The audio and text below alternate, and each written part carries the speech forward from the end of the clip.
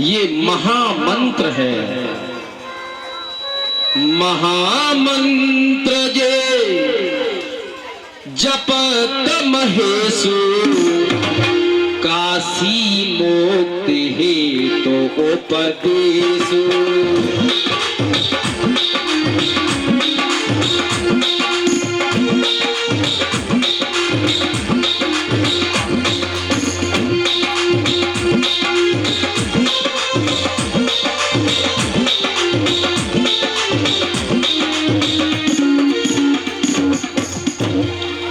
महामंत्र जो जपत महेशु, काशी मुक्त हेत उपदेशु।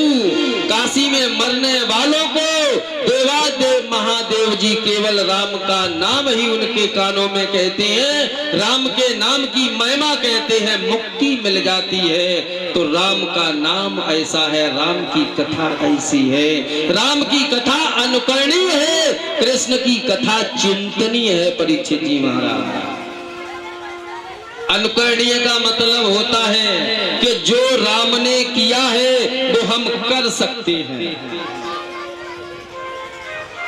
लेकिन जो श्याम ने किया है वो हम कर नहीं सकते हैं, केवल चिंतन कर सकते हैं।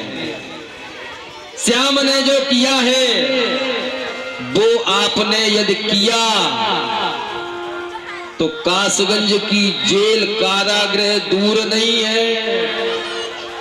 और राम ने किया, यदि आपने वो कार्य किया तो जहां आप जाएंगे वहीं सम्मान पाएंगे। ये राम की कथा है।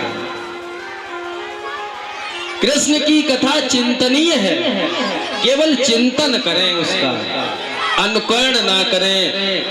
इसीलिए वेदव्यास जी ने पहले नवम स्कंद में राम कथा लिखी है। जो राम कथा को समझ लेता है वही भागवत जी की कथा सुनने का अधिकारी हो जाता है। बोलिए रामचंद्र की। मर्यादा पुरुषोत्तम राम का प्राकट्य हुआ है सूर्यवंश में, और जो आगे जो कथा है वह कथा है चंद्रवंश की।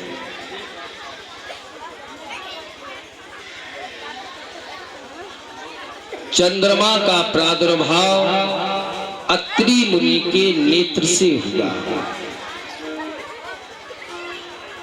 चंद्रमा का जब अवतार हो गया, चंद्रमा उत्पन्न हो गए, तो इन चंद्रदेव को नक्षत्रों का राजा बना दिया गया। इन्होंने यज्ञ किया परीक्षित जी महाराज। उस यज्ञ में सभी देवी देवताओं को बुलाया, सभी लोग आए। गुरु बृहस्पति भी आए हैं, और गुरु बृहस्पति की पत्नी का नाम है तारा। तारा बहुत सुंदर है। जब यज्ञ परिपूर्ण हो गया, जब सब वापस जाने लगे, तो चंद्रमा ने तारा को अपने यहां रख लिया, गुरु के साथ वापस नहीं जाने दिया। गुरुजी ने कहा हमारी पत्नी को वापस कर दो, चंद्रमा ने वापस नहीं किया। गुरुजी ने जाकर के इंद्र से कहा, इंद्र ने भी सूचना दी कि तारा को वापस कर दो, लेकिन वापस नहीं किया। गुरुजी कहते रहे कि हम श्राप दे देंगे, लेकिन श्राप गुरुजी ने चंद्रमा को नहीं दिया। इसी विषय को लेकर के संग्राम की तैयारी हो गई। कुछ देवता गुरु बृहस्पति की तरफ से आए हैं, कुछ चंद्रमा की तरफ से आए हैं। वहां ब्रह्मा जी का भी आगमन हुआ। ब्रह्मा जी ने कहा ये युद्ध किस लिए, यह संग्राम किस लिए हो रहा है? उन्होंने कहा तारा के लिए हो रहा है, तारा को बुलाया जाए। तारा को बुलाया गया। तारा उस समय गर्भ धारण किए हुए हैं। गुरु बृहस्पति को क्रोध आया, गुरु बृहस्पति ने कहा, हे दुष्टे, अभी इसी वक्त इस गर्भ को त्याग दे। तारा ने उस गर्भ को त्यागा। जो संतान हुई वो इतनी सुंदर है कि गुरु बृहस्पति चाहते हैं हमें मिल जाए और चंद्रमा चाहते हैं हमें मिल जाए। अब इसका निर्णय कैसे हो कि ये संतान है किसकी? तारा से पूछा गया कि ये संतान किसकी है। तारा ने नीचे दृष्टि करके इशारा किया कि यह संतान चंद्रमा की है। सबकी सहमति से वह संतान चंद्रमा को दे दी गई। उस पुत्र का नाम बुध पड़ा है।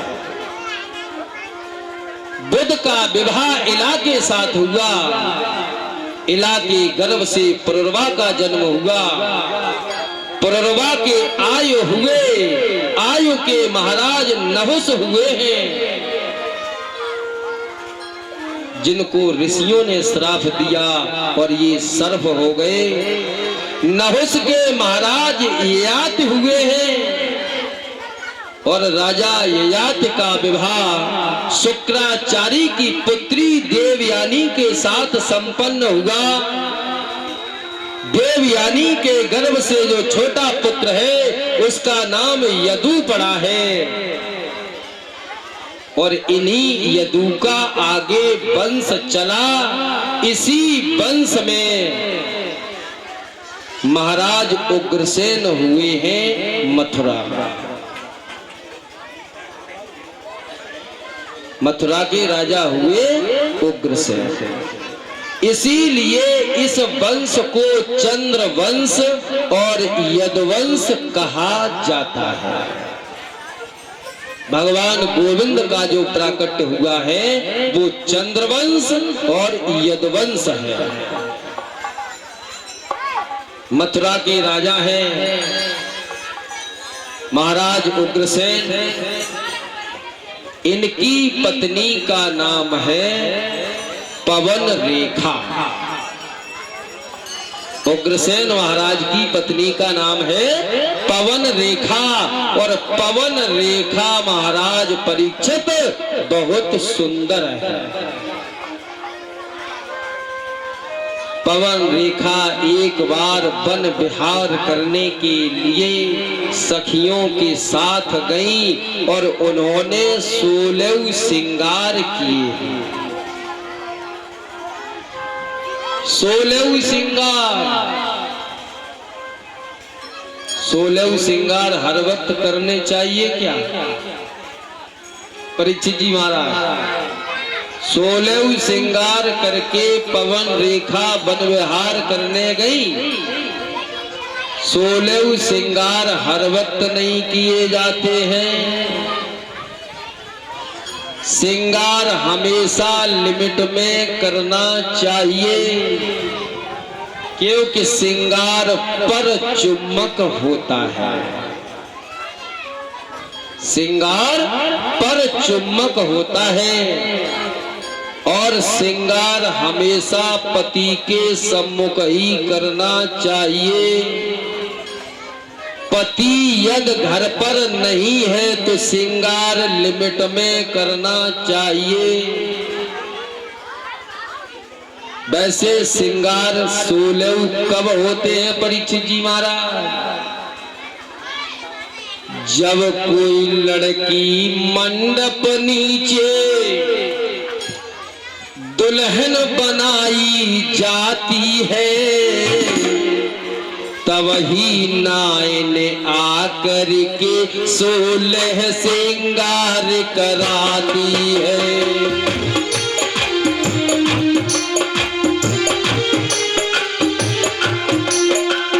तब ही नायन आकर के 16 श्रृंगार कराती है।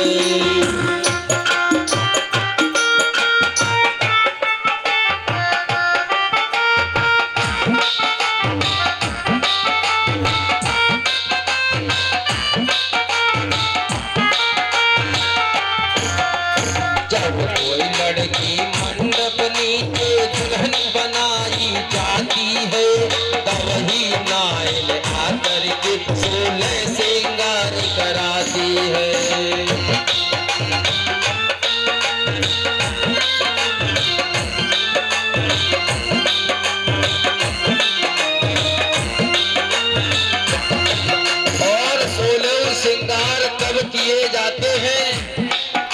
पहली बार 16 श्रृंगार मंडप के नीचे नयन अम्मा कराती है और दूसरी बार 16 श्रृंगार जब किसी सुहागिन की और अर्थी उठाई जाती है।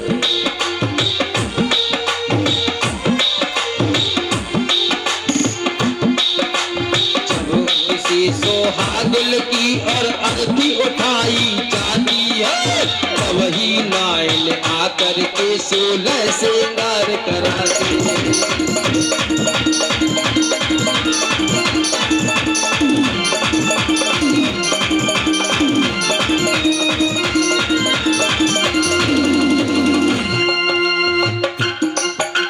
जब किसी सुहागिन की और अर्थी उठाई जाती है तब ही नायन आकर के 16 श्रृंगार कराते हैं।